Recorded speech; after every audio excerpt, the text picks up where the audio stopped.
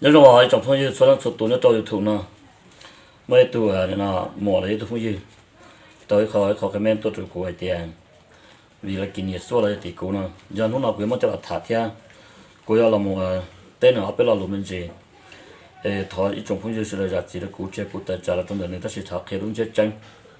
có chất tranh tiền cao và phong như cái tiền cao bao nhiêu dòng theo cái nó nhau kề như tôi nó chỉ tiền giờ thì cố nó theo của dân là ta sẽ phong như cao bao nhiêu chơi thâu lại cấp bộ tông nó nhau kê cấp tông nó nó kê cấp tông nó bự kê ôi giờ nó cũng sẵn rồi thì cấp bộ tông giờ tua thì nó thì thay thế sinh ra nó thì tiếc cố lên mà cố giờ nó tụt chỉ là ít bộ cho giờ nó khai được cụ thân họ ra cho nên này mà nó khai được chả tất nhiên là cố mà nó giờ nó tụt chỉ đàn tê mà giờ nó ô là tụi này giàu sư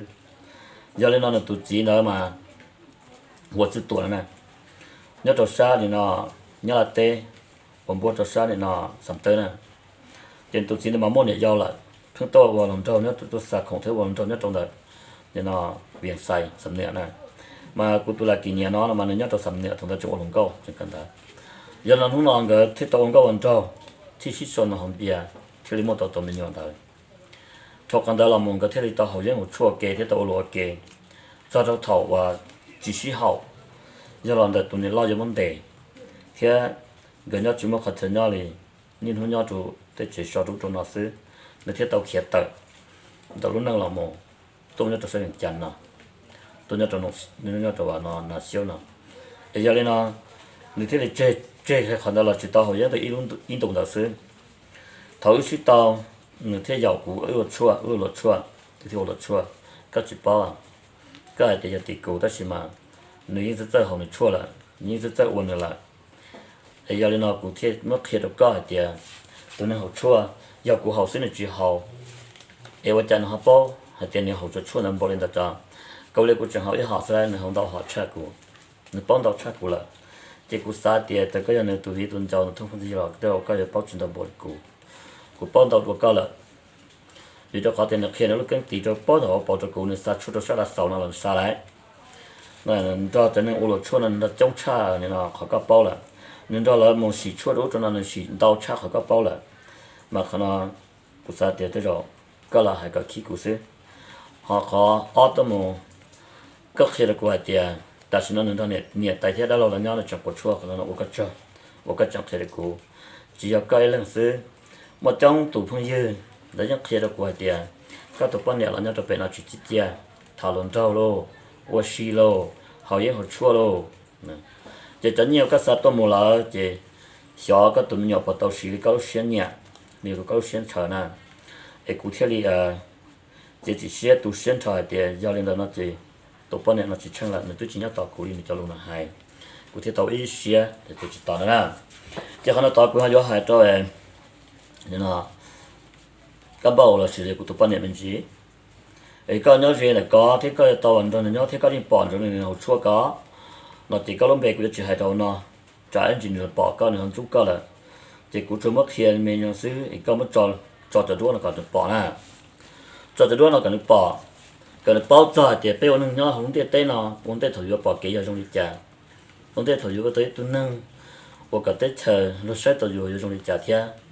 bây giờ nó cũng bảo thế chỉ xét thì cái giống một cụ cho thì nó video nó chế một cái chân nó chỉ cái chân nó thế ít trong không gì sẽ nó thoát khử để cho là cậu vì nên không mất chế một cái số thì thọ có lấy có xe được cụ thể có supply bù được cụ thể là khả năng mà nó nhận được cụ lúc này có cụ rất chọn nhẹ cụ là nhớ tôm tàu lúc xong cụ rất chọn nhẹ lúc này pin một chỉ tranhวันนั้นnhớ bây giờ nó chỉ bỏ mong cho không dư cái dân nhà ở trong bộ đi chờ là do tiền các tàu tụ chỉ trong chỉ riêng chỉ trong này cái dân nhà hay mong bộ đi chờ là do tiền tàu tụ chỉ học cái chỉ riêng chỉ học đi chỉ có dùng luật sư chỉ dùng chỉ tàu rồi dùng chỉ tàu tự nhiên một trận như tất cả xã để cho nó cụ thể rồi mất cho là thả được cái nông sĩ được sẽ hiện được lúc này thì cán bộ của nó cũng có nè cho nhiều trong nó cũng chỉ sao tôi đâu có là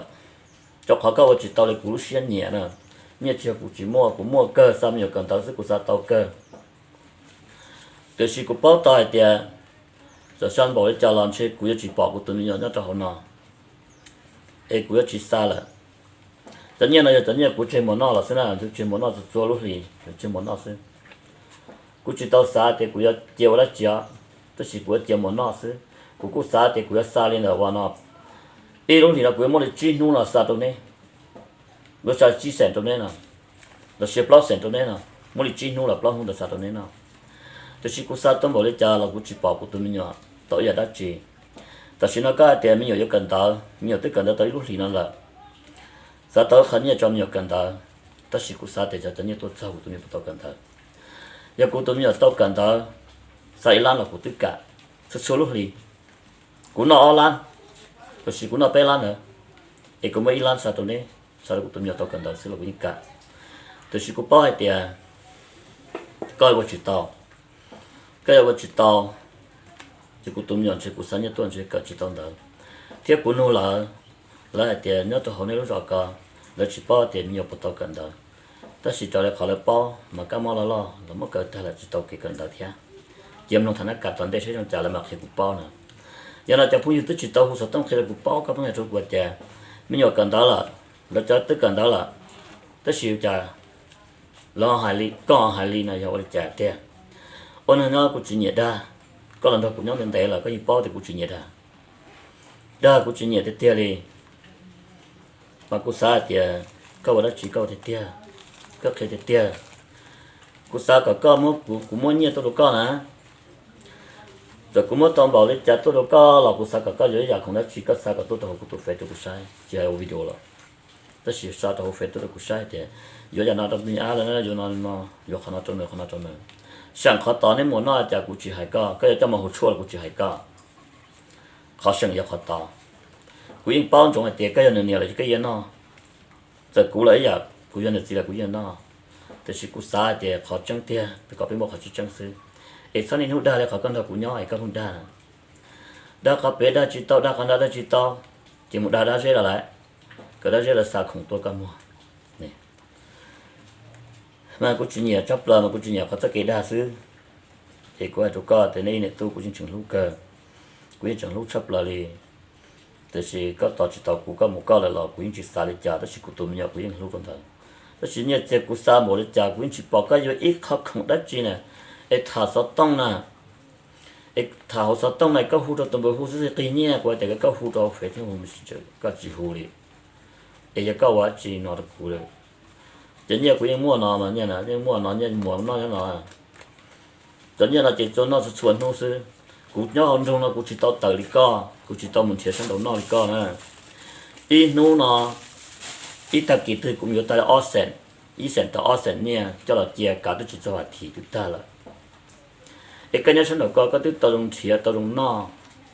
giờ lúc tết chờ chú mua thì có tôi chân chia no này tôi chân mình chia no cho có tao còn chua chia no chỉ có tôi chỉ cho nhẹ đi cũ có tôi chỉ bông nhẹ mình chia no là cũ chỉ muốn nhẹ chỉ tao no ấy cũng là cũng không đúng là nhưng trong là cũ chỉ muốn chia thì cũ chỉ tao no đi họ có mà có tàu sản tàu có một chế có tàu nó xứ có tiếng là yêu tàu có thế có tiếng là tàu thế chứ chẳng nào không mấy cái nó xứ vừa có của tụi tàu của bỏ của sao nhỉ tụi có có yêu khâu yêu thì cho của tụi mình hả sao tụi của bỏ là có chịu à chỉ rồi nó cũng chỉ muốn nhỉ tụi có là yêu của tụi mình rồi nó lo là nó chơi gì nhỉ chân chơi gì chân nó có nó dùng chân chơi là cũng muốn nhỉ tụi tụi nó cho nên là nó tao xử lý cho linh đó là chỉ cũng mua sư ta sử dụng ta sử nó chỉ cũng chỉ mua là vì cái món là lo bé chỉ tao tại đồ sản trâu bé chỉ tao tại đồ sản trâu thì bé nên nó sang làวันnó sa không tôi cho bé nào nó thế nào giờ sang khẩu online là sao tôi bé nào là sư bé chỉ tông ta là cái sang khẩu online nó mà kỳ thế nè cái bé tông cần giờ chỉ chết tôi thì bé nó khó trong mà thì bé một cái là khó trong là nó là sư bé chỉ lấy một đồ sao học chế bé chỉ lấy một chỉ tông ta là chỉ lo sa không tôi dùng kỳ là thì cũng sa cả câu này câu bao thiệt thì tất nhiên tiền nó chưa tất nhiên nó đã khởi tàu cứ thiệt khởi tàu cứ tiền nè cứ tiền nó chỉ dùng để nên cho cái sa nên hút đã nó đã hậu nên đã tàu thì nên đã tôi chỉ cũng chỉ dùng nên cũng đã chỉ tàu thì cũng mất cũng ra một bản sư giờ cũng nhớ sáng tàu là ý hàng cầu tàu cho chỉ ta là bây giờ cũng chỉ một chỉ ta thì này cũng mất cũng ra một liệp mất cũng lúc một khía ở trong chỉ ta này tôi chỉ lúc cổ nên tôi khía này là ta chỉ của tôi chỉ của chỉ tôi của cho lão sư chỉ của bà thế chỉ xe thì câu này là cái gì cái xe thì giờ có tao cho lũ của hai nó thì rồi tôi là học cố xin à giờ có tao cũng cho lũ của hai nó thì nhẹ của sao tôi có tàu cơ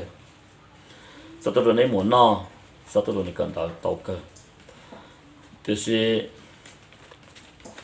nên tôi chịu ai cũng sẽ sao này cũng sao sao bỏ của tôi mình nhầm bỏ lại trả là nên tôi chịu được cũng bỏ cũng sao sao bỏ thì nó nói trả này bỏ tao nó cái nào trong là nên tôi chịu được cũng bỏ để có giờ có tự nhiên có trong một quá chỉ ta lấy đi ăn nông sản chỉ để khâu tu ăn nông sản chỉ để khâu nó tua tự nhiên là một gia sản xuất nàyคือđược cũng nó sẽ cũngคือcông thế làวันนั้นอยู่คือเนี่ยเจียตรงนั้นเนาะกูสาวก็เนี่ยป้อเจียชอบสิริก็ยาตาละมึงยาตาละมึงก็ต่อยเต็มเนี่ยเนาะก็ตัวมันโซมันก็จะหมดสิโอ้สิตาละมันจิตตามันก็จิจุนะตาตัวก็จุตัวก็ตาก็จุก็ตาก็ละจิก็ชัวละจิชัวนะตัวเนี่ยจงก็ตัวเนี่ยล่ออยู่จุ可เจียตัวเนี่ยไม่有จุเจียสิ有จุมั่วอยู่ก็จุมั่วกำกัดแต่กูตัวเนี่ยนะกูสิริจ้าลูกที่เรากูนอกเลยจ้าcái chụp bao, con người nhỏ là bây giờ nhỏ là, lúc thì nó cũng chuột nha, cũng lúc thì nó cũng tao nha bảo đi nó là, giờ nó cũng nó lấy trả, nếu chụp cho là sai thì cũng nó bảo đi nó, lúc thì nó cũng nó cả ta chia sẻ chứ, cho họ ta xí là lúc thì nó cũng nó cả tay lan chứ cho họ ta chơi, ta là chúng nó là dùng họ ta要học bảo hử, nhỏ tao lúc nào rồi lúc nào nha, yêu thích chỉ chọn này. Quân nhân nó cũng ý chỉ cái hàng chục cái thì dùng nó khâu lá cho, thì sử dụng cho tê một khu một tờ tê, lần cả tàu lăn phở là dùng cả tàu, lần cả tàu lăn gai là dùng cả tàu, chỉ dùng chế không cho khâu lá xứ chỉ bảo đi dùng lúc nào khâu lá, dùng nó chỉ là khâu lá dùng chế chỉ cho là khâu lá, nhiều là chỉ mấy kỳ, cho nó một số tàu là tê lăn phở là tê một cái lăn phở, dùng trăm mồi dùng nhá một tờ tê, cho nó cho phụ dùng nó cũng khơi cho tàu tụ ok rồi, nhá một tờ tê tàu nó một tàu là mình thôi là một chế, nè. Rồi thì có bắt đầu nó mò bên nó mò chỉ bỏ có bắt đầu nó mò cho tiền nó là thiệt đó chỉ mà plug của việc họ nó cũng bỏ trong tủ là cũng thiệt hai chục có thấu luôn có ông đâu là cái nhân sinh nhớ lo ra đi nó cái nhân sinh nhớ lo ra đi nó sinh nhân tàu ra đi nó cú yên thao câu kêu là cú yên bao là ấy mới con rõ tên nha tức là một chỉ trâu trẻ mà mua nè thì cú sai thì cú chỉ mua là cú chỉ mua là lúc gì nào cú chỉ mua là từ lúc thì tận đây là cú chỉ mua là cú chỉ chỉ mua cá mò chỉ cú chơi cú chỉ mua cá mò chỉ cái sự thôi dù như tan thọ là gì mua hạt tiêu chỉ ta kể cả một tài vấn nó như tài cú chỉ sử để tiêu đi nên cho nó mà nên cho hai lỗ nên cho một tài như na con thọ của nhau của những bao cao rồng nên một cái nhiên mà nên thì ít chỉ to thì ít trả to nữa thì khi mà chọn đó mà khó đang cầu sư nên cái nhiên là một chỗ này là chỉ ta còn là chỉ thọ cá thì đến đây một nên mặt thể đến đây một nên tôi chỉ tao thể chứ cho nên chơi đa cho nên tao nhiều gì cú đi cú chỉ chơi đa thì cú chỉ tao nhiều gì khó cú hai là chỉ hai khó thể tiệt sư khó cú nó tiểu cú khó nó yếu lòi lấy tôi một chỗ cú chạy cái là xíu vấn đề lấy một lò cho cú một đồ co có bọn cho cũng nhóm tiền nó có bỏ của tôi có bây giờ nó cũng chịu lại có tài là khẩn không cái đó na dùng để ta nó có một tài là khẩn cái na bút sa kỹ bao nhiêu là tôi có na có mấy thể là ta này có to chưa cái trong thể là ta thì có tới các khổ tệ là khó cũ nè nếu có bao nhiêu ủ tàu bút sa tôi có thì có tới tàu muốn nó tổn đến gì mà để nó tất cả chịu khẩn nó này còn mà bút tiền bảo con ta cũng nhóm ta nó cũng hay có để chỉ có sao các bao cho họ lo là chỉ lo là để cho lúc năng để trả là cái chịu mù để cho trong để trả là những thiết bao bẩn những lúc năng của hai linh nó hay mê nó xứ và thế chỉ xếp để cái xếp là cái xếp cho để cho cái khử nhẹ chỉ dùng gì cũng nhớ trong nó cũng khử một căn mò cũng tôi chỉ tàu nhau một căn mò cũng chỉ nhớ cho vào là cầu áo số mù cũng mà tàu bự mất cái lúc ấy cho cao số mông của mặt tàu nhau họ nói gì số mông họ nói họ chơi cân gạo nên chỉ bảo cho cái khởi nên bên này nó lọt đà được trong nó xứ nên sao thế này chỉ muốn nó từ khía cũ này nó cho nó rõ cái tiền chỉ muốn có ít lăng xứ chỉ muốn nó khía cũ này tôi trong tôi cao là một cái tôi chỉ tôi trong là cũ là một cái lấy khía cũ đại có một chỗ khó tư là của những báo tạ của những nông trại của tụi mình nhỏ con bé nông trại của tụi mình nhỏ con mông của tụi mình nhỏ bao nhiêu rong lấy những kia được của ta để chỉ báo à ta chỉ tao nhớ rong tôi chỉ bảo để tao cho là một tên này tại một tên là chúng tôi chỉ bảo có xí số bảo cái gì chỉ cho là của tụi mình nhỏ nào chỉ bảo à và hai nó sẽ này thì cũng chỉมั่นใจ là cũng chỉ xa làไอ้ลูกที่กูให้นาซื้อให้ตอนนั้นเตาเรากูให้นาซื้อเขาถึงเสียเก่าเนี่ยเราถอดสิปูเทียเดี๋ยวเต้นเนี่ยเต้นจีเต้นเนี่ยเต้นจัดเลยเราจะเรากูจะเกี่ยวข้องจะเกี่ยวพันจ้าแต่สิให้ตอนนั้นรู้นั่งให้ตอนนั้นรู้ตัวมันเนี่ยรอเล่นรู้ไอ้กูสาก็เก่าเขาถึงเราเตี้ยยังก็ว่าตอนกูให้นาเราจีกูยิ่งสัญญาเราหมดสุรุ่ยกูตัวเจ็ดแต่สาก็ซื้อกูยังมองกูพิเศษสาเทียไอ้กูสาเตี้ยก็ว่าจีเราก็เตี้ยชอบด่าดีก็ละcậu đã thâu rồi thì cũng giống như là một cái lòng tàu thâu rồi thế được có mà mấy đó chỉ là cũng lòng tôn tàu là gì cũng là thuộc khứ nè chỉ là lòng tôn tàu là được của hai bọn cậu có nhất trong tàu là ít trong không duy nhất rồi cho và xả để trả nó lo nên luôn nó chỉ vì mất thà cho tụ và không dư và nó sống ta comment cho tụ còn nó mất cho một trò này nó nên nó có họ bảo tới số tiền gì nó thế dù sao mà tôi tụi mình là thế chia sẻ thiệt cho họ mình nói cho là thế bỏ thiệt cho thế một些啥họ nhập vào lên nó xứ nó chỉ một些啥chỉ ta lên đó là xa chân nhiên mu thằng nó lá cái tao khẩn nhiên là tôi chỉ hút cho cá tiền tôi hút cho cá tiền phá là tao có khẩn nhiên bảo lên nó là tao khẩn nhiên cái món chữ là hiểu trong một món nó tôi chỉ tay hút cho cá hút cho mà chỉ một số tông tua thì thường là chúng ta tao hút chuồn đó chỉ phun xả lên nó xứ chỉ có thể chỉ mua lại để trong phun hút xả tiền ô chả cuốn nhiều chút gì cuốn nhiều và để đủ theo chả cuốn chỉ xả nhé cuốn xả số lý đó gì giờ nó tao cuốn chỉ xả lại vì đâu có thể sa mô là chỉ bỏ hạt chân, sa mô là chỉ bỏ hạt trong chỉ xa lại. để tôi cho tới trong này trong gì trong phong trong gì cho đây qua trong số sản xuất hay trong thực tế thế, tôi trong đó tôi nói sự đó na, thì cả mà là lo sự đó nhau vào chế tạo một sự thế, mất cái khó, sự đó tao kêu bùn hiền hay thế, bây giờ nó họ luôn địa nó, mỗi chiếc tin nên cho lịch trả, mỗi chiếc tin nên dùng lịch trả, để chứng pha trả trâu đa chỉ họ chọn nhẹ thế.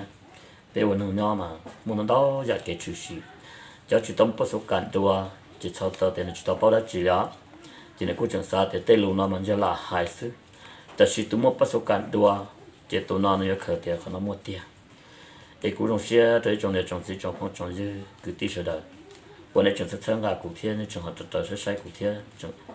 để nó thì tạm cụ sẽ số trên nhung thiên để tất kỳ nó cụ lần chi pe đi nó sư và thiết chế xe tiền chỉ là những chi cái nó cá nhau rong